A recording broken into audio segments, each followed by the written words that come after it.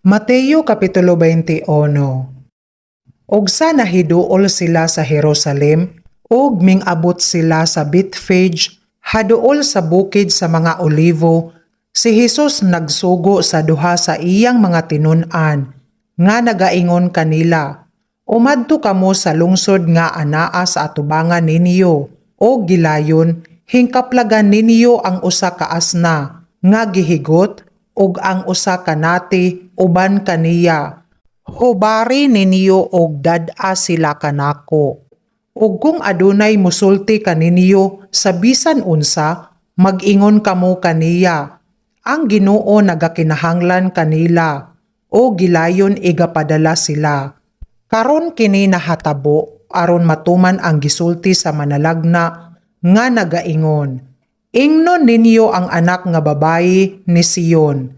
Ania karon, ang imong hari nagaanhi kanimo, nga maaghop og nagakabayo sa usa ka asna, og usa ka nati nga anak sa asna, og nangadto ang mga tinun-an, og gibuhat nila ingon sa gisugo kanila ni Hesus, og gidala nila ang asna og ang nati, og gihapinan nila sa ilang mga kupo, og siya mikabayo kaniya, og ang kadaghanan sa mga tawo na nagpamuklad sa ilang mga biste sa dalan, og ang uban namutol sa mga sanga sa mga kahoy, og gipangatag nila sa dalan, og ang mga panon sa katawhan nga nagpangutana kaniya, og ang mga nanagsunod na nagsinggit nga nagaingon, "Husana sa anak ni David, dalaygon ang nagaanhi sa ngalan sa Ginoo, husana sa kahitasan."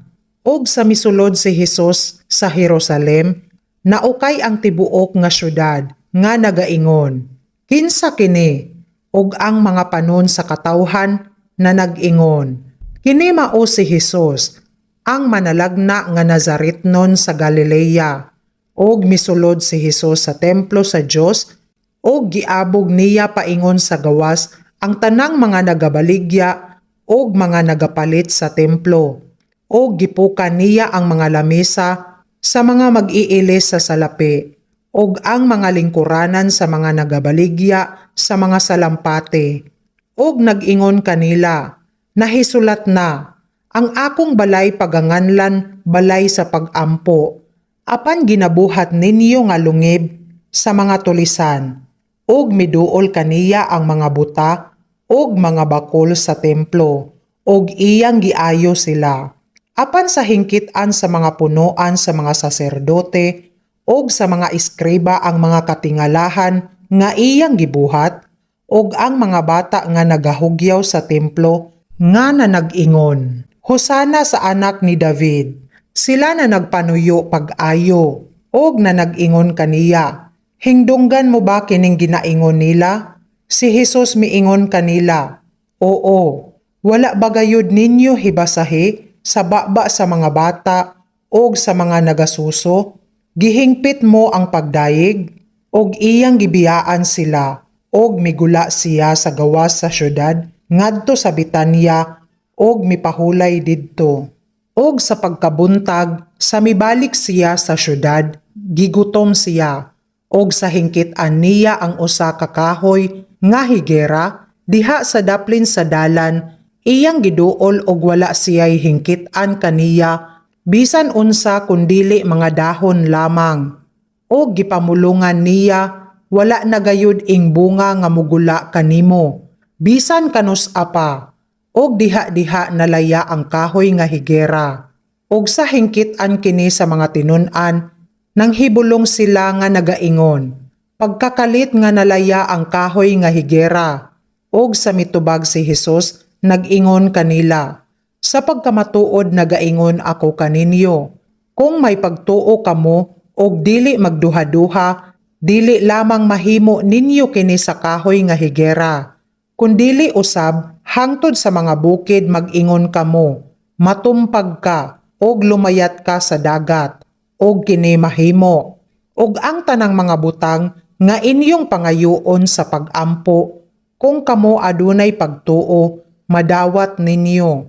Og sa misulod siya sa templo, Ang mga punuan sa mga saserdote ug mga ansyano sa lungsod mingduol kaniya nga nagapanudlo pa siya nga nagaingon, tungod sa unsa nga pagbulutan nagabuhat ikaw niining mga butanga ug kinsa ba ang nagahatag kanimo niining pagbulutan? Ug sa mitubag si Hesus miingon kanila, ako usab mangutana kaninyo sa usa ka butang nga kung inyo akong saysayan, ako usab magasaysay kaninyo kung sa unsa nga pagbulutan gibuhat ko kining mga butanga. Ang bautismo ni Juan diin ba gikan sa langit kun sa mga tawo ba? Og sila nagatulutimbang sa ilang kaugalingon nga nagaingon, kung mag-ingon kita sa langit, magaingon siya kanato, ngano man nga wala ninyo siya pagtuhoe. Apan kung mag-ingon kita sa mga tawo, mahadlok kita sa panon sa katawhan. Kay ang tanan nagaila kang Juan ingon nga manalagna, og mitubag sila kang Hesus, og miingon, wala kami manghibalo. Siya miingon usab kanila, og ako usab dili magsaysay kaninyo kung sa unsa nga pagbulotan nga ginahimo ko kining mga butanga. Apan unsay huna-huna ninyo? Usa ka tawo adunay duha ka anak nga lalaki, og sa miduol siya sa nahauna nag-ingon, anak, umadto ka sa pagbuhat karon sa akong parasan. Og siya mitubag og miingon, dili ako buot. Apan unya sa nakahinulsol miadto. Og sa miduol sa ikaduha, giingon niya sa mauusab nga pagkaagi. Og kini siya sa mitubag nag-ingon, ako moadto Ginoo, apan wala moadto. Kinsa kanilang duha ang nagbuhat sa kabubuton sa ilang amahan, na nag-ingon sila, ang nahauna. Nagaingon kanila si Hesus, sa pagkamatuod nagaingon ako kaninyo, nga ang mga maniningil sa buhis, og ang mga bigaon magasulod pag-una kaninyo sa gingharian sa Dios. Kay mianhi si Juan kaninyo sa dalan sa pagkamatarong, og wala kamo managtuo kaniya. Apan ang mga maniningil sa buhis, og ang mga bigaon na nagtuo kaniya, og kamo. Sa hingkit-an ninyo kini, wala ngani kamo managhinulsol, bisan na lamang sa ulahi, aron sa pagtuo kaniya. Patalinghugi ninyo ang lain nga sambingay. May usa ka tawo nga pangulo sa panimalay nga nakatanom sa usa ka parasan, o gipalikusan niya sa usa ka koral, og iyang gipakalutan sa usa ka pug-anan, o gipatindugan sa usa ka tore, o gipaabangan niya sa pila ka mag-uuma, og milangyaw siya sa laing yuta. Og sa haduol na ang panahon sa tingbunga, gipaadtuan niya sa iyang mga ulipon ang mga mag-uuma sa pagdawat sa iyang mga abot, o gidakop sa mga mag-uuma ang iyang mga ulipon. Ang usa gihampak nila, ang usa gipatay, ug ang usa gibato. Gipaadtuan na usab niya sa ubang mga ulipon nga labi pa kadaghan kaysa mga nahauna, ug ilang gibuhatan sila sa mauusab nga pagkaagi. Ug sa katapusan, iyang gipaadtuan sila sa iyang anak, nga nagaingon, ang akong anak pagatahuron nila. Apan ang mga mag-uuma, sa hingkit-an nila ang anak, nasig-ingon sila sa ilang kaugalingon. Kini mao ang manununod, o mari kamo, patyon ta siya, og ang kunon ta ang iyang panulundon, og ilang gidakop siya, og giabog nila sa gawas sa parasan, o gipatay nila, busa. Kung moanhi ang tag-iya sa parasan, unsay pagabuhaton niya ni adtong mga mag-uuma. Sila nagaingon kaniya, ang mga dautan pagalaglagon niya sa dinautan gayod, og iyang pagapaabangan ang parasan sa laing mga mag-uuma nga magahatag kaniya sa mga bunga sa ilang mga panahon. Si Hesus nagaingon kanila, wala ba ninyo hibasahi sa mga kasulatan ang bato nga gisalikway sa mga magtutukod? Kini nahimong pangulo nga bato sa pamag-ang. Sa Ginoo nagagikan kini, ug makapahibulong ba sa atong mga mata?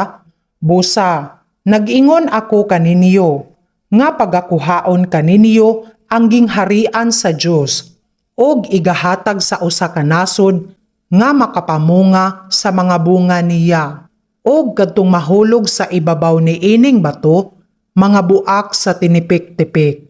Apan kung kinsa ang mahulugan niya, pagatibulaagon siya sama sa abog, ug sa hingdunggan sa mga punuan sa mga saserdote, ug sa mga Farisiyo, ang iyang mga sambingay, hingsabutan nila nga nagasulti siya mahitungod kanila. Ug sa nagtinguha sila sa pagdakop kaniya, nahadlok sila sa mga panon sa katawhan, kay ilang ginapakamanalagna siya.